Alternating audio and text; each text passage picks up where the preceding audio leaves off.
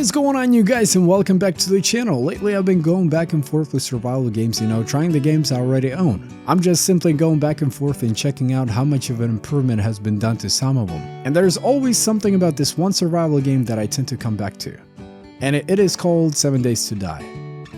Now, I know for a fact that I don't have to explain myself to some of you or most of you what this game is all about, because chances are you might have already seen it or heard of this survival game at some point down the line. The game has been in development ever since I was a freshman in high school. Trust me, it's been a minute. It certainly had a rough start on the console, but in this video in particular, I'd like to focus on the PC version more than anything else. There's definitely some fun news on the console side of things that I will get in a little bit, but for now, once again, as I mentioned earlier, I want to shine more light on the computer version simply because it's awesome. Now, despite the title of this game being 7 Days to Die, the whole point of this game is to survive a lot longer than 7 Days to Die, or at least I would hope that you do. You begin your journey with one of the chosen characters, and then the game holds your hand for a little while explaining to you what to do, and then shortly after you realize that this game is terrifying and hectic to the core. Every 7 days there is a blood moon. And once it's a blood moon, hordes of zombies rush to your location and everything you worked so hard for will be put to the test.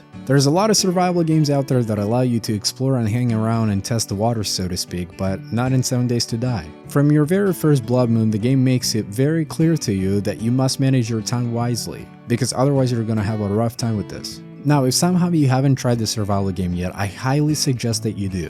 The world in this game is single-handedly designed by developers themselves. Not the whole, but definitely a good chunk of it, as far as the buildings are at least.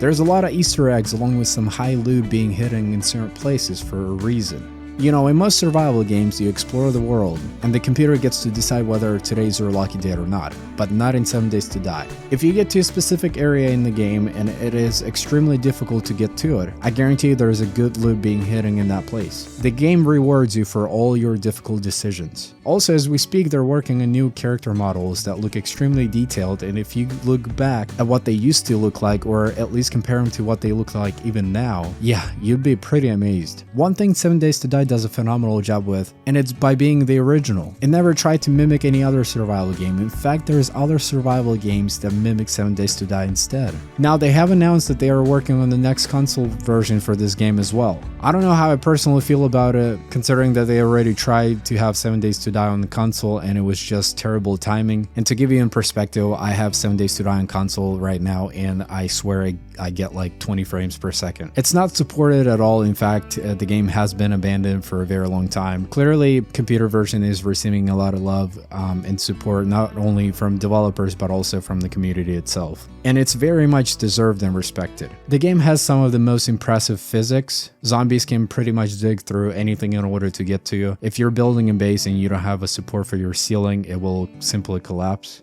In fact, sometimes when I play this game, I question everything about it. Am I playing a survival game, or is this like a construction simulator? Playing in solo can be a lot of fun, and the grind in this game is fairly balanced, but when you're playing with your friend, the game ultimately becomes a lot more enjoyable. Now, the game can use some good optimization in my opinion. When you enter extremely populated areas, your frame will drop up and down like our gas prices. It can definitely feel ridiculous. Does it personally bother me? Yes. Do I also understand why this is happening? Yes. Every single building in this game is accessible. There's absolutely no area in this game that prevents you from entering it. Every block can be destroyed. If you see it in the distance, you can get to it. If you're looking for a survival game this Halloween season, I definitely recommend this one for sure, but only the computer version.